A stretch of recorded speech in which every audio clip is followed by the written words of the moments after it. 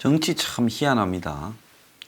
조국 사태로 문 정권이 완전히 맛이 가는 것 같으니만 조국도 사임시키고 난 이후에 또 한국당이 또 스스로 무너지는 것 같으니만, 그런데 또 지금 유재수와 김기현이 문제, 또 우리들 병원 문제가 떠오르면서 지금 친문 권력 비지가 터지려고 하는 폭풍 전야처럼 정치권이 대소용돌이에 빠졌습니다.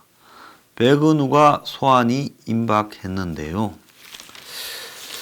자, 그런데 이 백은우라는 친구가 온 사방에 안 끼는 데가 없습니다. 드루킹 때도 지금 백은우가 나서서 도 변호사를 만나면서 했다. 왜 그래서 민정비서관이 인사비서관도 아닌데 무슨 오사카 총영산이 센다이 총영산이 하는 일에 나서서 만났느냐. 자, 그런데 또 유재수와 관련해서 금융위 부위원장한테 유재수의 비리 사실을 통보했다는데, 말은 비리 사실을 통보한 게 아니라, 근데 이후에 결과를 보면 비리 사실을 통보한 게 아니라 유재수는 건드리지 말라고 통보한 게 아니냐, 이렇게 비춰집니다. 근데 또 그뿐만 아닙니다. 또 다른 또 문제들이 나왔죠. 김기현 울산시장에 대한 청와대 하명수사 때 사실상 백은우 라인을 통해서 지금 경찰에 지시가 내려갔다. 지금 이 이야기까지 나오고 있습니다. 그러니까 거의 모든 사실에 대해 백은우가 관여했다. 또 우리들 병원 사태도 한번 보세요. 거기에 윤규근이 등장해서 지금 우리들 병원과 관련 있는 신혜선에 접촉을 했는데, 그런데 그 당시에 윤규근은 또 청와대 민정수석실에 파견되어서 사실상 백은우 밑에서 이런저런 입장과 이야기를 해오던 사람이었습니다. 자, 문정권 들어 청와대의 민정수석실 직제표를 보면 조국 민정수석실 밑에 백은우 민정비서관, 박영철 반부패비서관, 이 둘이 핵심이고, 또 비서관이 둘이 더 있었죠. 공직기강 비서관, 그리고 법무비서관 등이 있었습니다. 그런데 박영철이 반부패 비서관 밑에는 이인걸 특감 반장이 있었고, 이인걸이 밑에 9명의 특감 반원이 있었습니다. 백은우 민정비서관 밑에 대통령 친인척 특수관계 있는 사람 관리한다고 6명이 있었는데, 지금 들리는 이야기로는 실제로 백은우가 이 6명 중에서 2명은 따로 떼서 별동대처럼 썼다라는 이야기가 나오고 있습니다. 그래서 백은우가 따로 챙겨서 관리한 2명은 근무하는 방도 달랐고 무엇을 하는지도 다 몰랐다는 겁니다. 그래서 백은우 밑에 친인척 담당하는 특감 반원은 창성동 별관 5층을 썼는데, 백은우가 직접 일을 시킨 2명은 3층을 썼다는 겁니다. 그런데 이 2명은 검찰, 경찰 출신 1명씩으로 되어 있는데, 경찰 출신은 경정에서 총경으로 청와대 근무 중에 승진까지 했는데, 이들 2명은 뭔 일을 하는지 다른 특감 반원들도 알지 못했다고 그렇게 말이 들려오고 있습니다. 다만 다른 특감 반원의 도움을 받아 박근혜 정부 시절 해경 포상에 대한 감찰 등을 캐는 것을 이들이 했다고 합니다. 자, 그런데 김태우 수사관은 백은우 밑에 있는 팀이 공직감찰 권한이 없음에도 불구하고, 공직감찰은 이 이인걸이 박영철이 밑에 있던 반부패 비서관 밑에서 하는 건데, 백은우 쪽에서 특수부로 불릴 정도로 조사도 이렇게 했다는 거예요. 자, 그래서 당시 백은우가 이첩을 하라고 지시한 사건은 윤규근 총경이 진행 사항을 점검했다는 겁니다. 그래서 윤규건이가 김태호에게 전화를 해서 하는 말이 민정비서관이 이첩 지시한 사안이 있다는데 진행 사항이 어떻게 됐느냐 이렇게 물었다는 겁니다. 윤규건과는 별도로 반부패 비서관실 소속 경찰 출신 행정관이 실제로 첩보를 경찰에 이첩하고 진행한 것도 있었다고 지금 전해지고 있습니다. 자, 백운우는 그런 두 명을 두고 그 두 명을 가지고 정권과 관련되는 지금 중요한 사건, 즉 이번에 김기현 수사 하명 지시, 첩보 정리 이런 것들을 해온 게 아니냐. 그래서 친인척 관리하라는 민정비서관실에서 별도의 특별 임무를 수행했다. 지금 검찰이 그 내용을 파악을 했고요. 자, 이 백운우 민정비서관실에서 경찰에 보낸 김기현 첩보 보고서 내용이 지방자치단체장 김기현 비위 의혹이다. 백운우는 특별히 기억이 안 날 정도로 많은 첩보를 지금 집중해서 받았고 보냈고 해서 울산 사건만 특정해 한 게 아니다라고 이야기를 하고 있습니다. 자, 그런데 지금 청와대에 사표를 내고 출근을 안 하고 있는 박영철은 선출직에 대해서 조사한 것은 김기현이가 유일하다라고 이렇게 분명히 언급을 했습니다. 이 백운우 이 사람이 좀 뭐랄까 좀 안타까운 사람이다 이래 봅니다. 보통은 권력을 위해 이래 총대를 메고 하면 나중에 대신해서 깜빵 가는 것을 각오하는 것은 기본입니다. 그러면 이 사람이 제가 봤을 때 민정비서관이면 그거 뭐 대단했겠지만은 또 솔직히 말하면 그만두고 나면 별것도 아닌 자리입니다. 장관을 한 것도 아니고 총리를 한 것도 아닌데 이렇게 정권을 위해 무소불위로 온갖 일을 관계하고 나중에 뒷감당이 될 거라고 생각했느냐. 그러니까 야근자는 이런 일을 절대 안 하고 이미지 관리하다가 또 정권이 좀 맛이 가면 싹 빠졌다가 또 들어오고 이런 식으로 하지요. 근데 이 사람이 과거에 보면 이 노무현 장례식 때 이명박 앞에서 고함 지르면서 하는 거 보면 어쨌든 그쪽 집단에서는 다 입을 다물고 있는데 어리나 자기 딴에는 공명심이 좀 뛰어난 사람인 거는 맞는 것 같아요. 그러니까 민정비서관을 자처해서 문 정권에 2년 가까이 험한 일을 해왔습니다. 지금 그 대가가 자기한테 다 날아가고 있는 거예요. 자, 그런데 이 사람의 경력에 보면 노무현 때 보면 민정수석실에 행정관을 했습니다. 노무현 비서실에 비서를 하다가 후보 때 노무현이 이제 대통령이 되니까 민정수석실에 행정관을 했는데 그게 언제냐? 2003년부터 지금 했어요. 자, 그런데 유재수가 이 백운우가 그만둘 때쯤 이제 청와대 민정수석실에 들어갑니다. 그리고 백운우 유재수가 민정수석실에 행정관을 할 때 그 위에 비서관으로 이호철이가 있었고 또 문재인이가 또 그 위에 민정수석으로 있었습니다.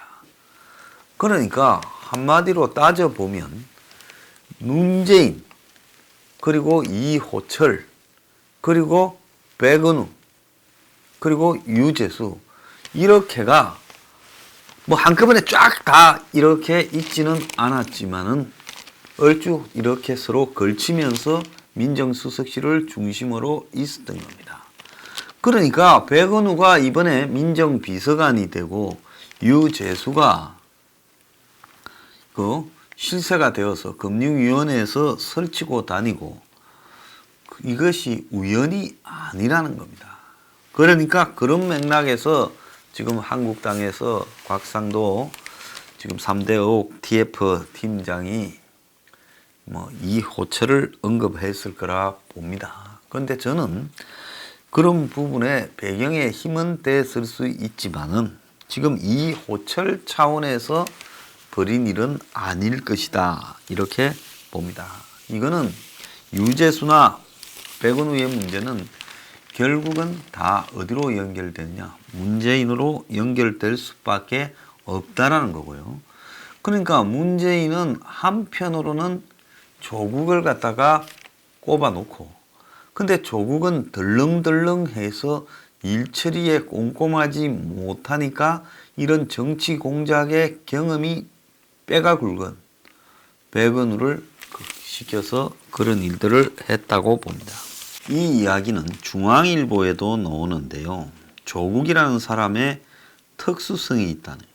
조국은 전통적인 민정수석의 상과는 거리가 멀었다는 거예요. 그러니까 검찰의 검사장급 고위 간부를 해서 이런 사정 라인에서 뼈가 굵은 사람이 아니라는 거죠. 그래서 이 민정수석실에 있던 한 사람은 꼼꼼하게 들여다보고 신경 쓰고 판단하고 해야 되는 자리인데 조국은 스타일리스트다. 빈 곳이 생길 수밖에 없었다. 이런 이야기를 하고 있는 겁니다. 자, 그래서 유재수가 노무현 때 민정수석실에서 문재인, 이호철 또 백은우도 만났겠죠. 자, 그리고 그 이후에 이제 그런 인맥들이 중심이 되어서 유재수는 자기 나름대로 뭔가를 문재인 정권에 크게 도와줬고, 그래서 문 정권은 그것이 돈이 얽힌 문제일 것이다 라고 지금 추정되고 있습니다. 그것 때문에 지금 유재수를 내치지 못했다라는 거죠. 그래서 이 민정수석실이라는 것은 정보가 다 직결되어서 정치인, 고위공직자, 기업 등 이런 정보가 다 오기 때문에 어떻게 칼을 쓰느냐에 따라서 정말 굉장히 위험할 수도 있는 동네입니다. 그래서 지금 전화 몇 통이면 온갖 정부 부처의 정책을 바꿀 수도 있고 사정기관을 통제할 수도 있기 때문에 유재수가 금융위의 국장이었지만은 정권의 실세처럼 설치고 다녔다는 겁니다. 근데 백은우가 사실은 재선 의원입니다. 재선 17대, 18대 국회의원을 2번 한 사람인데 재선 의원이 청와대에 들어가 가지고 수석도 아니고 민정비서관으로 일을 했다는 것은 좀 안 맞았지요. 급수로 보면요. 그런데도 백은우가 이걸 자처한 것은 민정수석실에 노무현 정권 때부터 행정관으로 일을 했기 때문에 청와대의 민정 이런 이 수석실을 어떻게 돌아가는가를 잘 알았다는 거예요. 그러면 백은우를 수석으로 세우지 왜 조국을 수석으로 세우느냐. 거기에 이제 문재인의 딜레마가 있었죠. 조국이 청문회를 통과하기 어려우니까 법무장관을 시킬 수는 없었고 검찰 출신이 아닌데 검찰총장을 시킬 수는 없었고 결국 조국의 말에 따라 검찰개혁이라는 명분만 가지고 뭔가를 해보려면 이런 사정 라인에 조국을 갖다 놔야 되는데 그러면 백은우 수석 밑에 조국 비서관 이러면 조국이 안 하려고 하겠죠.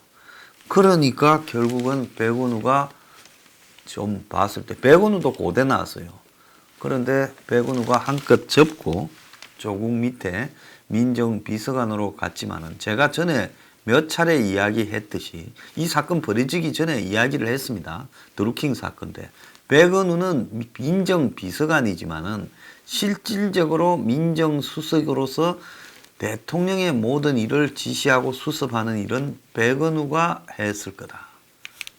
제가 그렇게 이야기를 여러 차례 한 것을 기억이 나십니까? 자, 백은우는 문재인 정권의 행동대장이라고 이렇게 불리었고요. 그래서 이 백은우가 드루킹 사건 때 도 변호사라는 사람을 이제 만나고 이러면서 이름이 시끄러워지기 시작했지요. 자, 그런데 이 백은우가 지금 사고를 이제 대빵 친 겁니다. 내가 볼 때 문재인한테는 의리를 지키고 뭐 악인이라도 자기들끼리 봤을 때는 백은우가 충성과 의리 이런 부분에서는 대단했을 거예요. 그러니까 노무현이 20대 국회 총선 때 백은우를 지지하고 백은우가 떨어졌지만 노무현의 동지고 문재인과도 아주 오랜 동지입니다. 이렇게 말을 했겠죠. 그런데 하나 애매한 건 박영철이는 원래 윤석열 사람입니다.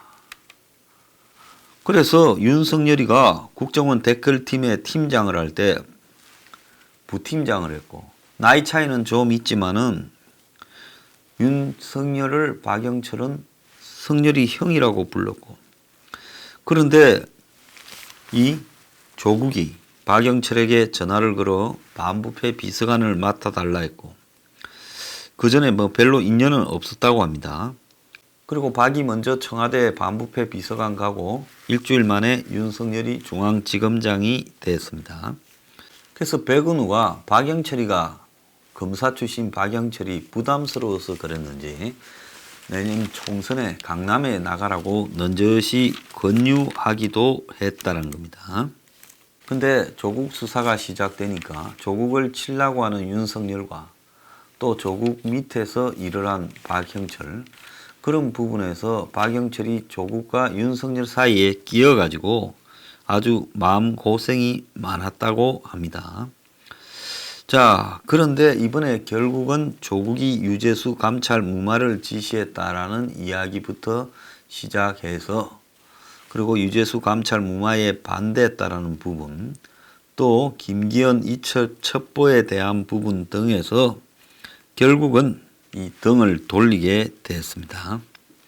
자, 그래서 김기현에 대한 경찰 수사의 근거가 된 비첩보 문건을 박영철을 통해서 이제 내리가게 만들었다. 이 부분인데요. 굉장히 상당히 정치적으로 노예한 백은우가 그야말로 이 자기 손에 피를 묻히지 않고 지금 여러 가지 공작을 하는 부분에 박영철을 이용한 게 아닌가 이런 생각도 듭니다. 자, 그래서 권력의 실세인 양 설치고 다니면서 아나무인이던 백은우가 이제 권력의 중심에 있던 대가를 곳곳에서 다 치러야 될 지금 상황에 놓였어요. 자, 백은우 지금 무슨 생각을 할지 내가 이용당한 거 아니냐 뭐 이런 생각을 할지 좀 궁금합니다.